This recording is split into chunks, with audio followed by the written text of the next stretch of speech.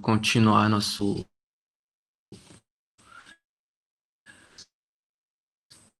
nossa série de aula, tá, pessoal? Vamos falar o que é a demografia, os conceitos também envolvidos nessa, nessa temática, nessa área, nessa ciência aí de estudo. E, e também, assim, discussões, algumas problemáticas que são geradas em torno de crises. Oi, boa noite. Transição demográfica,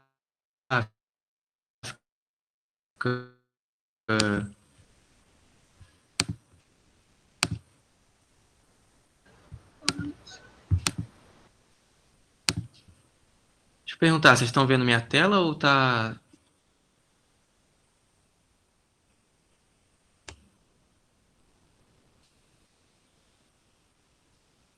Que acho que não tá projetando, não. Não tá vendo, né?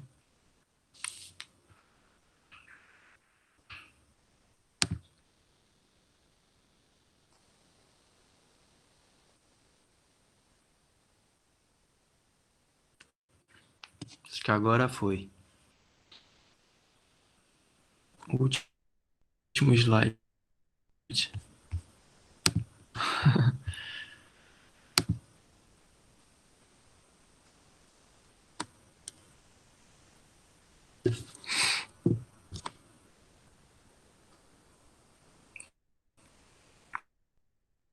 Bom, então como eu estava dizendo, e nacional. Então a gente vai falar da questão das taxas, é, taxa de fecundidade, taxa também da densidade demográfica, o crescimento vegetativo dos países, as pirâmides etárias, então da estrutura da população. Vamos falar de alguns exemplos como o Japão, que o pessoal está vivendo cada vez mais e, e nascendo cada vez menos pessoas, tá? Então, esse aqui é o nosso índice de relações sociais da população humana. Oh, boa tarde.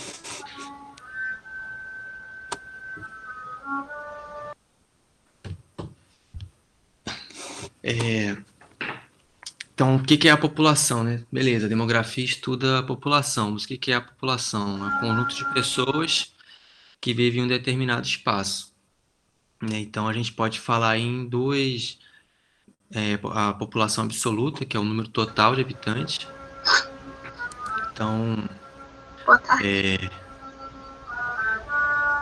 tem um microfone ligado, gente, pedi para vocês desligarem só para não dar interferência. E caso tenha alguém com câmera também, dá uma desligada, porque aí fica mais leve o vídeo, ou os dados. Aí vai ser melhor que a internet, ou a internet de alguém também que esteja em casa. Então, população absoluta, que é o número total de habitantes, tendo o crescimento absoluto é a diferença entre a quantidade de habitantes de dois momentos diferentes. E o crescimento relativo é o resultado dessa divisão do crescimento absoluto pela população no momento inicial. Então, é uma coisa mais percentual ali, é uma divisão. A esse início desses conceitos, meio decoreba, assim, tem que se ligar no que é, tem umas formulazinhas, assim, para ficar mais fácil de calcular. Então, é uma coisa que fica mais gravada, assim, mais é fórmula mesmo, sabe? Então, então, o tamanho da população, a gente está falando da quantidade de pessoas que ocupam e habitam determinada área, determinado espaço. É diferente da densidade demográfica, que a gente vai falar, então, com um valor de densidade, você está pegando ali o relativo ao quanto que aquele espaço é concentrado, é povoado. Então, importante também entende que a distribuição das pessoas ao redor do globo todos os continentes, do mapa do mundo inteiro não é homogênea. Então, aqui tem um mapa que mostra quanto mais escura a cor, mais pessoas têm concentradas. Você vê que tem algumas áreas aí, como a costa na África, a Europa quase que asiático também, que tem China, Bangladesh, é, aqui ó, mostra como que não é nem um pouco homogênea, né? A mesma quantidade de pessoas que tem na área azul tem na área vermelha, que é essa região aqui super populosa. Aqui mais um, tá dizendo aqui, tem mais pessoas vivendo dentro desse círculo que envolve Índia, China, a Tailândia aqui essas ilhas aqui da Ásia. Tem mais gente vivendo aí do que no resto do mundo inteiro. Então, essa primeira diferença de conceito que tem que ter ideia de um país populoso é aquele que possui concentração de habitantes. Então, por exemplo, o Bangladesh, que tem muita gente e é um território muito pequeno. A densidade demográfica se divide, né? O número de habitantes pela área. Então, é uma resposta de habitantes por quilômetro quadrado. Enquanto que a população, propriamente dita, a quantidade de pessoas diz respeito ali ao número, né? De quantos tem. Então, né, se a gente vai falar do crescimento da população, nós vamos falar de quê? De entrada e saída, né? As formas de calcular ganhos e perdas, vamos botar assim. Então, a gente tem de entrada, seria nascimentos e imigrações, enquanto que as saídas é óbito, morte e imigração, ou seja, quando a pessoa sai do país e vai morar em outro. Tendo essa noção aqui do crescimento vegetativo, que é importante, que seria a diferença da taxa de natalidade e a taxa de mortalidade, que a gente vai ver agora o que é, e que indica o crescimento vegetativo, que é outro índice também para calcular. O exemplo da China, né, que de 1950 até aqui, ela triplicou a população, e então foi um boom demográfico, foi muita gente, então ela adota a política do filho único, que foi flexibilizada a partir de 2016 e agora lá quem é filho único pode ter dois filhos, né? Ficou aí por 40 anos que os casais só podiam ter um filho.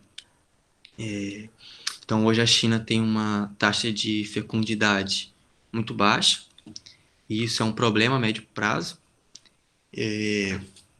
porque a população vai envelhecendo, a gente vai falar mais à frente o que é essa questão do envelhecimento da população e quais que são os problemas que os governos enxergam nisso, né?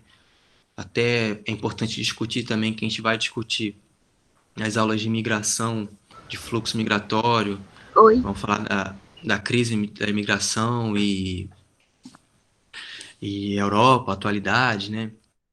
Tem as projeções que a Europa vai ser, daqui a uns 20, 30, 40 anos, um palco multiétnico formado, né, por várias etnias ali, muito diverso.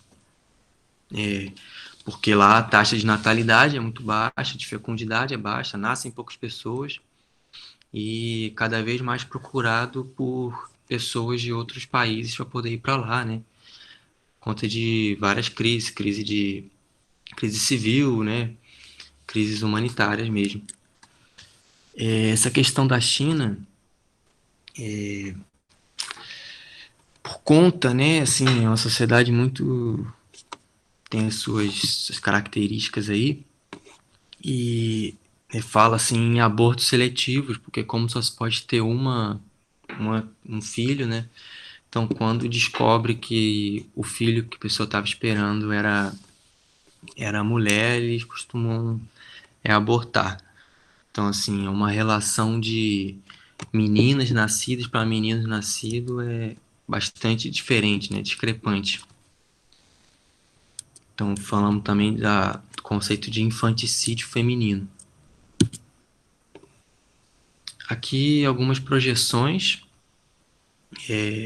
né, à esquerda o histórico de como que foi evoluindo. Então, de 1 bilhão para 1 bilhão, a gente vê que, né, somente ali entre a década de 30 e 60, 30 e 70 foi um boom muito grande, né, quantidade de pessoas que nasceram, que vieram para a Terra, né, vieram para o mundo, e que vem assim estabilizando, né, esse número aqui, 14, 13, 12 anos, ficando mais estabilizado. As taxas de fecundidade têm diminuído em alguns lugares.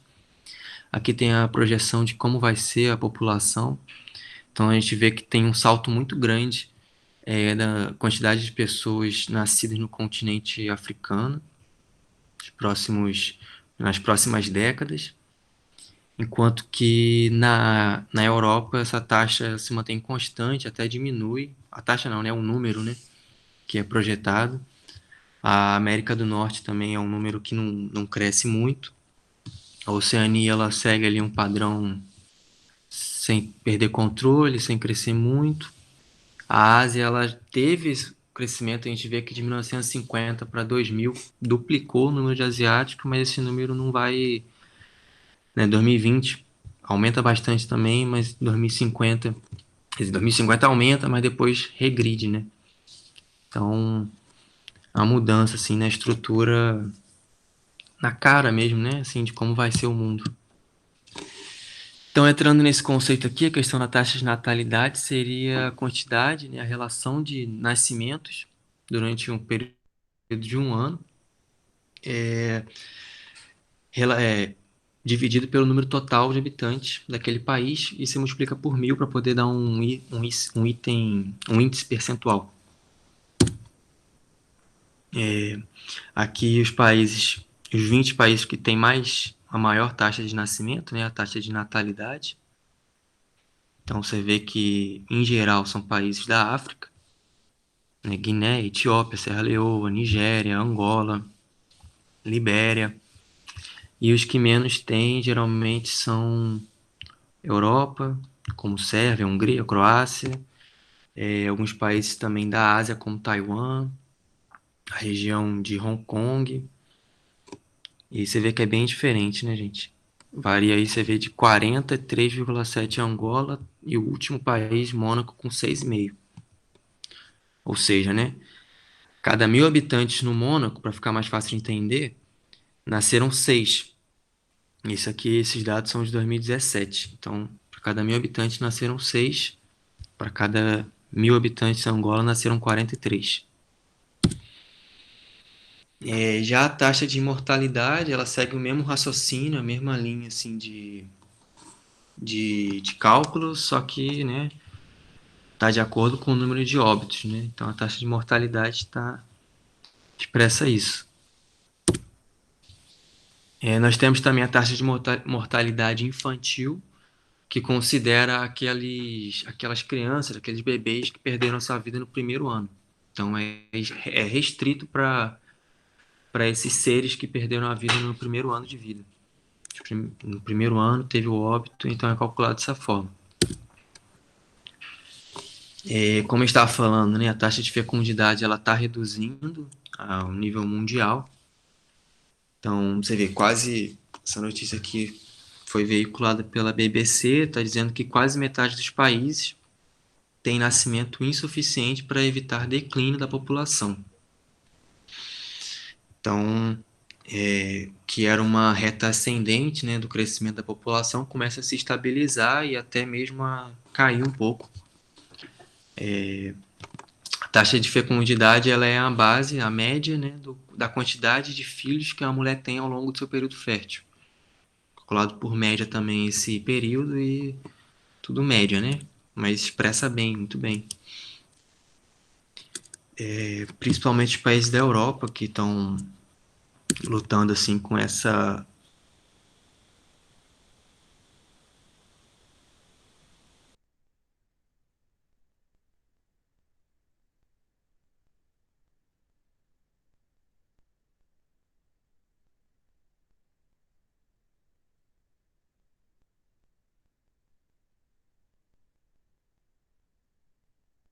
Enquanto que no Chipre, que é a ilha no Mediterrâneo, esse valor é de um filho por mulher.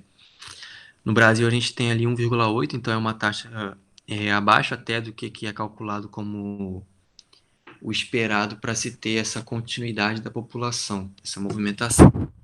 Esse valor, né, os demógrafos calculam em 2,1. Então, teria assim, né, para dizer, uma perda da população, muitos países estão sofrendo com isso, né? A perda da população, dos habitantes nascidos nesse país, nessa nação. Mas gente no mundo não falta, né? Então,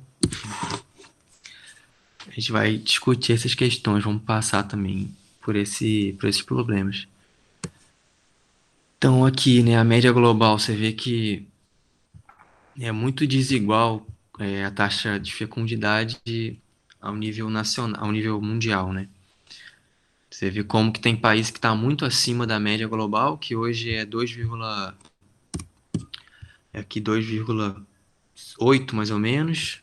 Em 1950 era 4,7. Hoje você vê que tem aqui países que tem 1,2, como Coreia do Sul. Coreia do Sul é um país que com essa característica, a estrutura da população. Também Tailândia, Porto Rico, Polônia e Japão. E os países, em geral, da África e alguns da Ásia também, como Afeganistão, são os que mais têm a maior taxa, né, de natalidade, de fecundidade. O índice da expectativa de vida é importante falar também para poder entender essa transição demográfica que vai acontecendo. Então, é o quanto que se calcula que aquela pessoa vai viver, né? A projeção de acordo também na média. Está relacionado aí com o padrão de qualidade, né? Padrão, melhores condições de vida social, qualidade de vida do país. E a estrutura da população a gente divide na questão de etnia, idade, sexo e ocupação profissional também. Tá dando para acompanhar, gente? Alguém tem algum comentário para fazer, alguma dúvida que surgiu aí? Ou tá dando para acompanhar?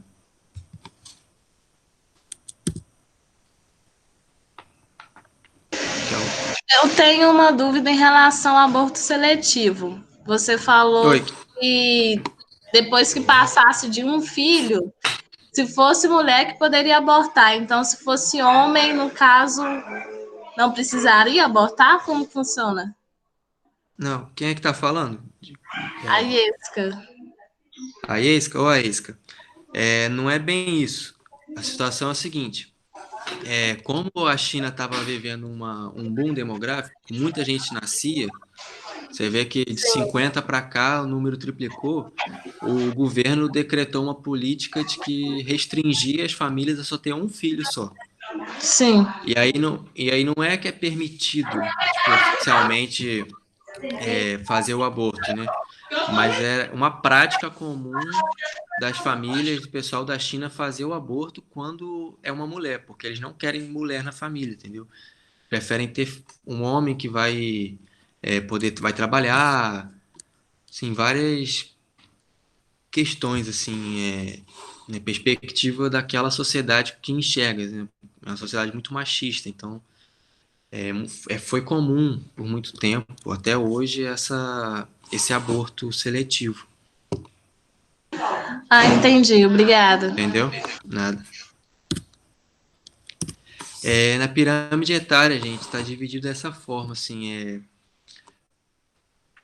né, jovens adultos e a terceira idade, né, que é o terceiro grupo, que são os idosos com mais de 60 anos, os homens localizados à esquerda, mulheres à direita, aqui o eixo vertical, ou seja, o que está em pé é a quantidade de anos, e o eixo horizontal, aqui, esse deitado, está dizendo o quanto que representa percentualmente, né? Representado, esse grupo é representado dentro da população. E aí, para a gente poder comparar como que a Europa está sofrendo esse envelhecimento da população que a gente fala, né? está tendo essa transição demográfica. A gente acompanha aqui que o número, a base da pirâmide, que são os jovens, está ficando estreita, está se reduzindo. Adultos hoje é a maioria. Esse dado aqui é de 2006, mas segue mais ou menos esse padrão, que 10, 15 anos não mostra tanto essa transição. Mas se a gente pegar uma projeção da pirâmide da Europa, 2030, 2040, vai ser praticamente uma pirâmide de cabeça para baixo, né? Muito mais gente idosa, já que lá as pessoas vivem cada vez mais, tem uma expectativa de vida cada vez maior, e as pessoas têm cada vez menos filhos lá. As menores taxas de fecundidade estão na Europa e em alguns países da Ásia. Enquanto que a África tem uma alta taxa de fecundidade, ou seja, muita gente nascendo, e as pessoas, lá a expectativa de vida em geral nos países lá é baixa por conta das condições, né? Então, e o que a gente vai, como aquele da projeção também da população a nível mundial, é muita gente nascendo da África e muito, em geral, você vê ali, aquele projeção para 2100 seria que dos 11 milhões de pessoas, 7 milhões vão ser do continente africano. Então, está tendo essa transição que se acompanha. Essa notícia aqui é interessante, que pela primeira vez no mundo tem mais avós do que netos, né?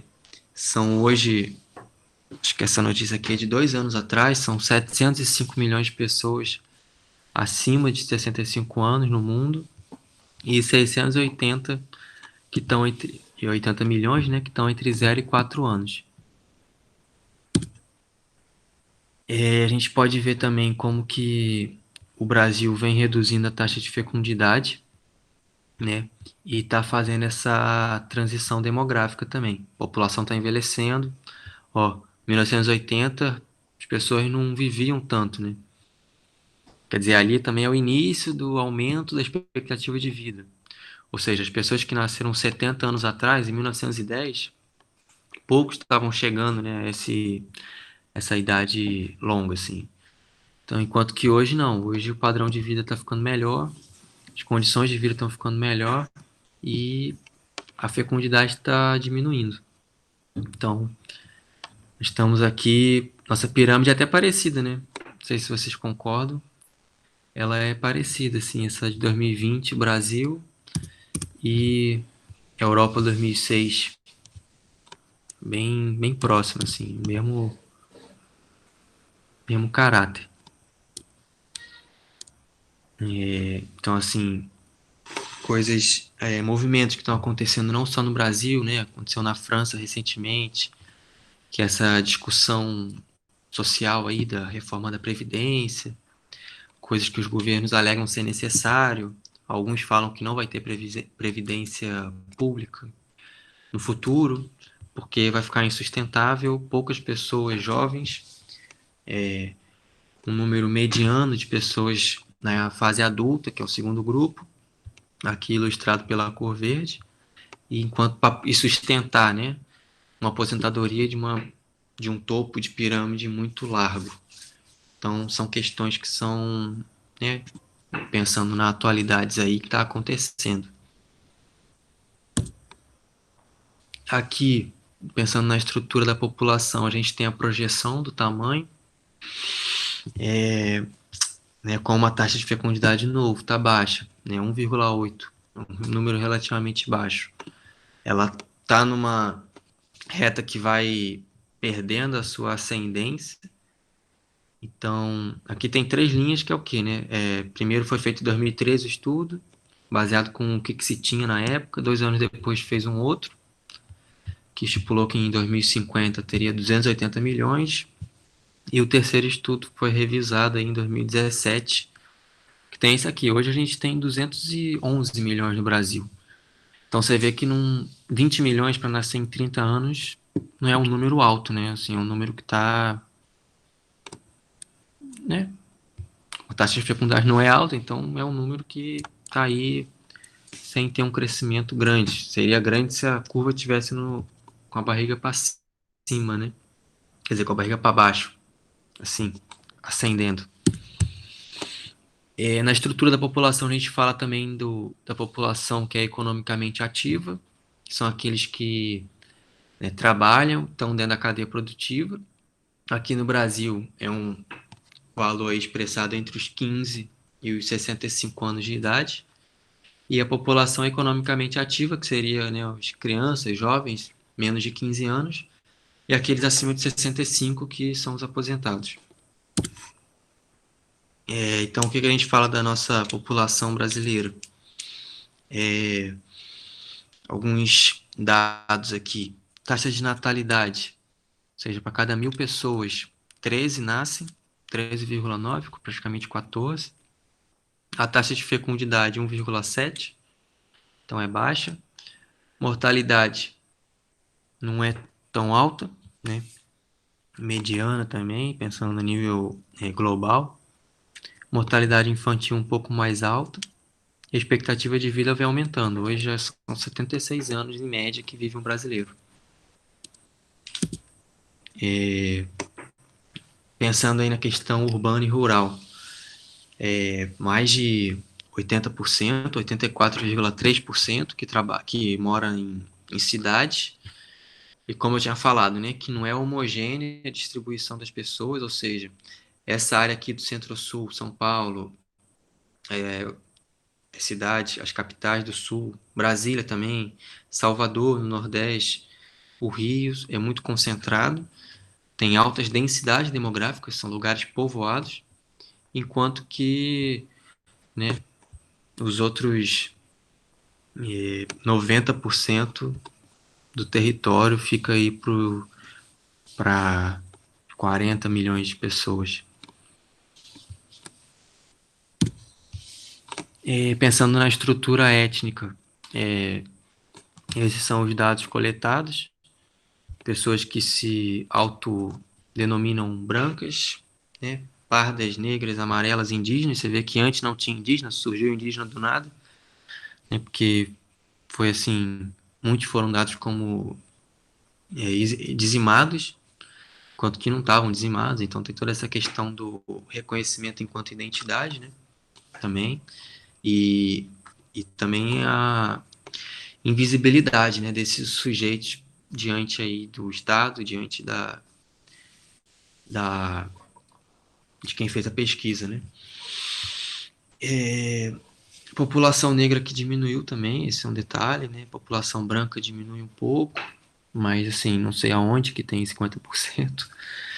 E a parda que aumentou. Então, gente, algum comentário aí? Estão conseguindo estar acompanhando? Tudo tranquilo? Alguma dúvida? Porque a gente vai entrar aqui nas teorias populacionais, nos estudos, né, algumas concepções aí que surgiram que estão vivas até hoje, na verdade.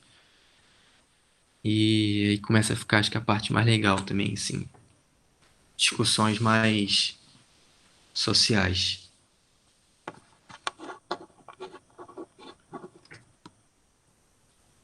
Bom, vou seguir então, já que ninguém se pronunciou.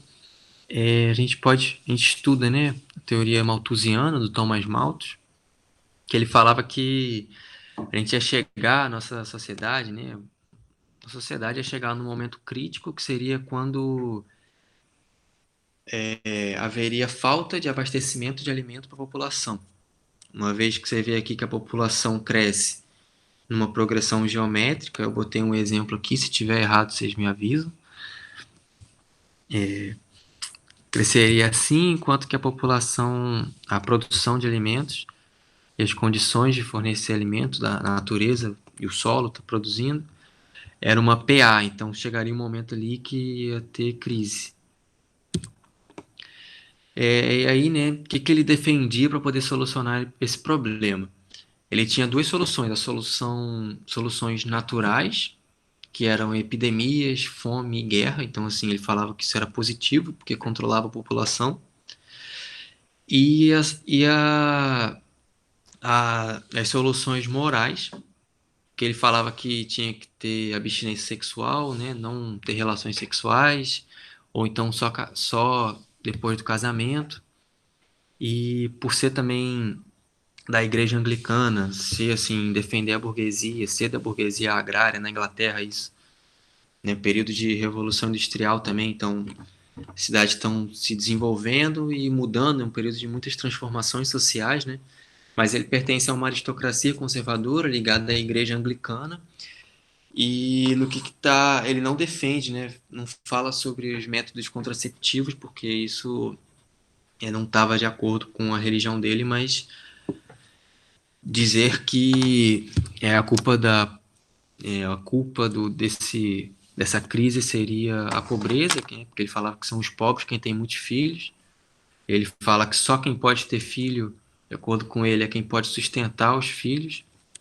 Então a gente fala, né, que ele atribuía, né, de fato, a pobreza aos pobres. E aí no século seguinte, alguns anos depois, uns 40 anos depois, o Karl Marx, um outro teórico, um outro cientista, ele faz uma crítica a essa teoria do Malthus e dizendo que, na verdade, o responsável pela pobreza não é o pobre, mas é o sistema capitalista, que é um sistema de contradições e que é incapaz de atender a todos, né? E dentro dessas contradições ele gera mais contradições, então gera gente que vai ficando mais rica, gente vai ficando mais pobre, e que, na verdade, isso seria uma estratégia para poder manter os salários baixos, uma vez que você tem uma superpopulação que está desempregada, marginalizada, é o que eles chamam de exército de reserva, que estaria submetendo a salários baixos e condições mais baixas. Então, era uma estratégia sistêmica mesmo para poder manter a estrutura, manter essa forma, né, de organização política e econômica. Ele diz que tinha que haver uma desconcentração da renda para que todos tivessem mais padrão de vida, melhor condições de vida e também mais acesso à informação. Isso era importante. Defendia essas ideias. Já no século XX, depois da Segunda Guerra, os meados do século XX, período de Guerra Fria, a gente tem a teoria neomalthusiana, ou seja, novo Malthus é o novo trajado, quer dizer, o velho trajado de novo, que correlaciona a pobreza ao pobre e culpa o crescimento populacional como principal problema da sociedade e da humanidade, né? Então, é uma mentalidade que diz que os países subdesenvolvidos não se desenvolvem porque o Estado está gastando muito dinheiro com áreas que não produzem, que não geram renda, que não movimentam a economia, como questões de saúde pública, saúde pediátrica, educação. Então, deixa de investir na economia e não se desenvolve. Então, assim, é muito duvidoso, né? Muito interessante para alguns esse tipo de diálogo, de discurso, né? Lembrando que tudo é político, né, gente? Queira ou não, tudo é. Então, assim, se você difama, difunde esse tipo de discurso e você não encara, não estuda as relações, né, de países subdesenvolvidos, de países desenvolvidos, por que o país subdesenvolvido se mantém na relação de dependência dentro da macroeconomia capitalista, você reduzir isso a pobre ter muito filho não é muito raso, né? E aí a gente vai ver também uma crítica a essa teoria. Então aqui já vem a questão dos métodos contraceptivos. Então, em relação à diferença de Malthus, né, o que é novo é isso, tá? A gente tem no Brasil aqui o Josué de Castro, que foi formado em medicina, ele cresceu numa área pobre no Recife, ele é lá do Recife, se formou em medicina, depois geografia, foi cientista social, fez parte da FAO, que a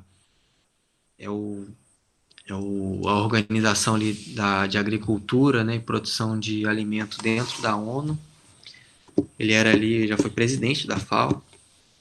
Então foi um cara que foi muito grande, a gente não fala dele, esquece dele, não estuda ele, não lê ele muitas vezes. E que é muito importante porque ele em 1946, ou seja, antes mesmo ali, na época que seja, né, que o pessoal estava com as teorias neomalthusianas, ele aqui, né, vindo de uma região pobre, andando pelas ruas do Brasil, viajando, fazendo as viagens Brasil adentro, ele denunciou a fome, fez um mapa, sistematizou, traçou esse mapa da fome e falou numa coisa que ninguém tinha falado até então. Então aqui está o link do documentário que chama José de Castro, Cidadão do Mundo, que eu recomendo que vocês assistam. Tem nem 1 hora e vale muito a pena, tipo, saber quem que foi esse cara, estudar o que ele escreveu, né, a importância dele. E ele morreu triste do coração, tipo, exilado na França, depois de ter sido exilado na ditadura militar de 64. E uma crítica aí também direta ao neomalthusianismo. Tem esse livro aí de 93, do Jorge Martini, ele é canadense e estuda bastante a demografia e a população brasileira e dos países subdesenvolvidos. E aí ele tem esse livro, População e Meio Ambiente, está escrito errado aqui, População e Meio Ambiente, Verdades e Contradições. Ele fala que não é o número de pessoas, o alto crescimento demográfico que causa uma crise, que é um problema no mundo, né? Um problema humanitário, um problema social. Na verdade, o que degrada o meio ambiente na verdade, o padrão de vida dos países desenvolvidos. Então, é um desequilíbrio. Não consegui alguns dados desse livro, não consegui o PDF, mas vou ver se eu consigo passar para vocês, no sala de aulas. Mas ele tem assim bastante dado, faz a pesquisa bem profunda e que ele mostra como que tem 30% da população mundial, 20%, que consome a maior parte dos recursos naturais, é quem mais polui, quem mais degrada, e não os outros 70%, 80% que são os pobres, né, os culpados dos pobres dos países subdesenvolvidos. E aí também recortei aqui dessa entrevista do Ladislau Doubo, que é um professor economista da PUC de São Paulo. Disponibiliza aí muito material gratuito também no blog dele.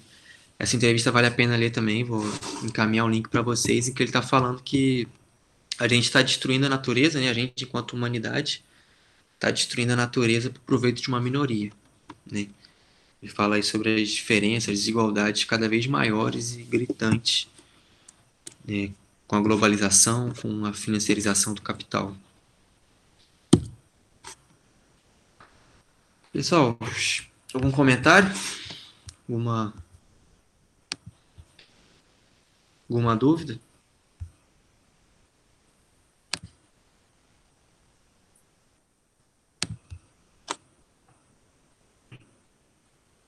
Deu para entender, Ana? Deu para acompanhar aí?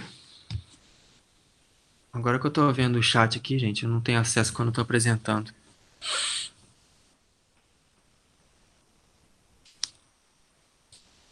Leandro, você quer que explique o pensamento de quem? Do Jorge? Então, o Jorge Martini, ele faz uma crítica à teoria neomalthusiana. O que é a teoria neomalthusiana?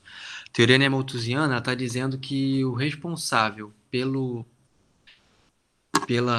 problemas ambientais, pelas crises, por todos os problemas, é quem tem muito filho, que são as pessoas dos países subdesenvolvidos. Então, a gente viu lá no início como que é discrepante a taxa de fecundidade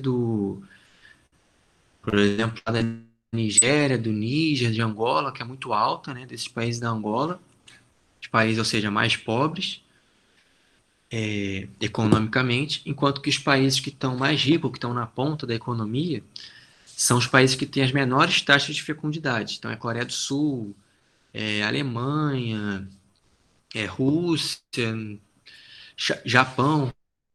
Rússia nem é a maior, né, economicamente, mas está entre as maiores.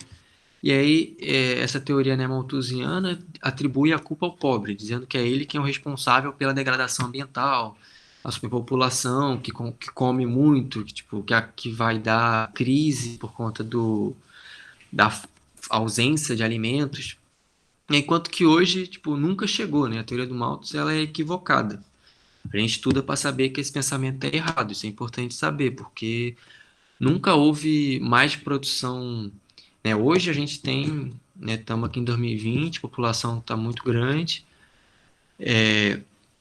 mas não tem um desequilíbrio por falta de alimento por conta desse tamanho populacional, né? Na verdade, é a distribuição, né? A falta de interesse, tipo, em distribuir. Então, você tem países na Europa e nos Estados Unidos que desperdiça muito e lugares porque passa fome, né? E assim, a gente vê essas contradições, essas desigualdades cada vez mais próximas uma das outras. Então, você não precisa nem pegar o caso de Nigéria e Estados Unidos. Você pode pegar, né, ou sei lá,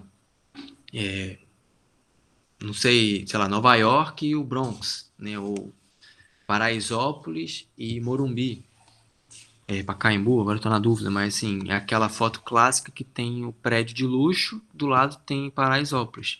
Assim, as desigualdades estão cada vez mais próximas e a pessoa que está na favela passando fome não é porque falta alimento na produção a nível mundial ou a nível nacional.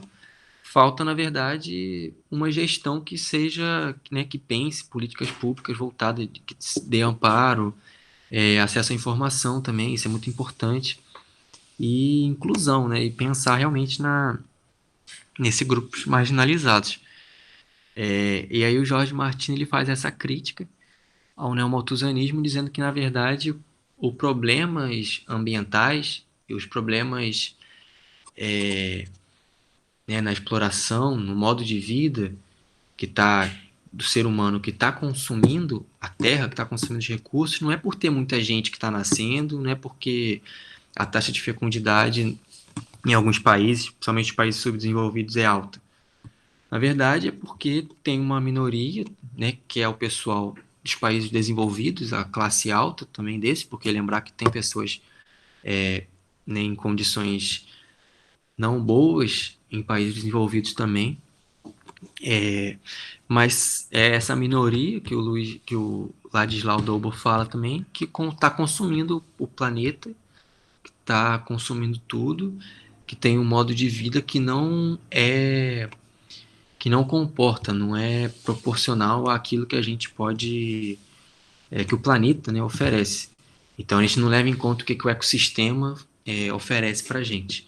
Né? É a nossa economia, são as nossas técnicas, isso é importante falar, nossas tecnologias, estão falando aí no mundo globalizado, da terceira revolução industrial, são as tecnologias de produção, de aumento de produção, de extrair cada vez mais minério, de poder produzir mais e mais por equipamento eletrônico, celular que estraga em um ano, tudo isso, né? É esse modo de vida que está consumindo o planeta, e não pessoas que estão aí à margem em países subdesenvolvidos e que, na verdade, ficam só com as migalhas e não são as responsáveis, até mesmo porque não são nem elas que têm a né, o maior poder, maior influência global, econômica, né, para poder intervir e mudar, né, propor uma nova forma. Porque existem novas formas de gestão, novos modelos, mas né, não está aí no palco principal. Que bom, Leandro, que você entendeu. Tá massa. Mais alguma dúvida? Alguém?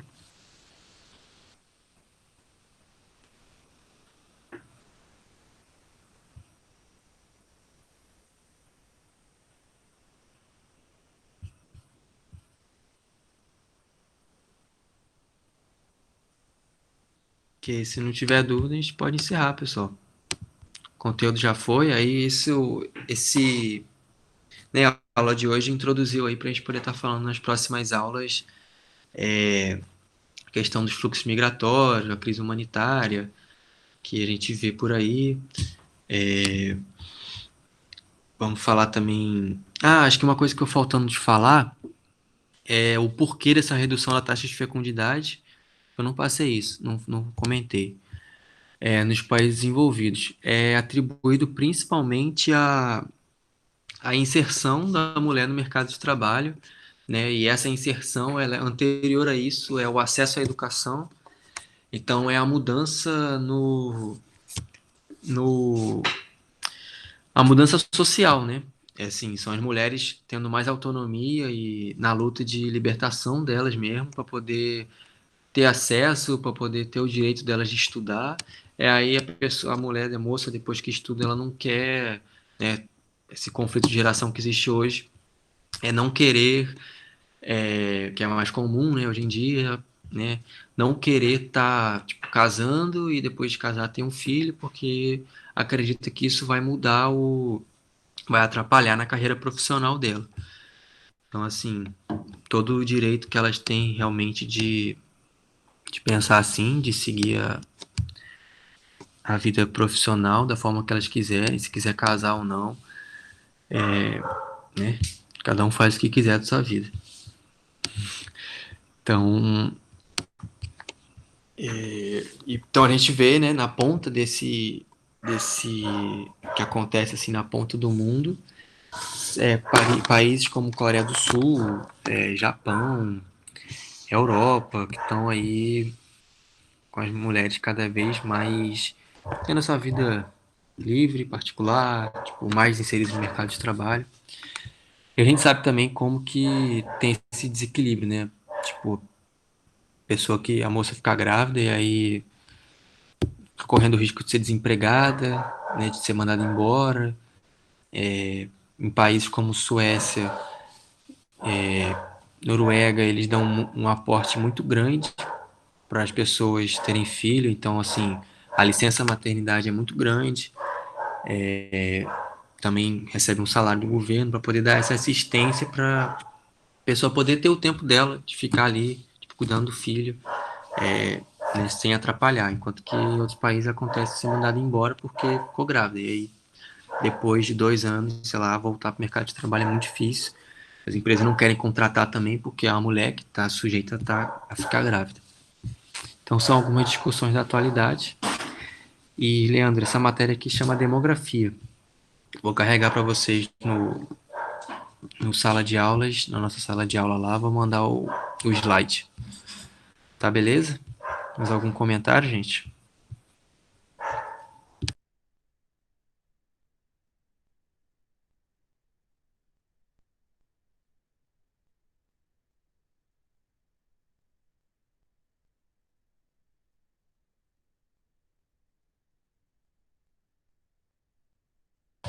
Então, se não tiver mais nada, valeu, obrigado a vocês.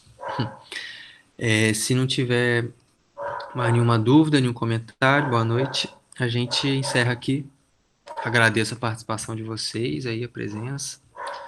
Boa noite, gente.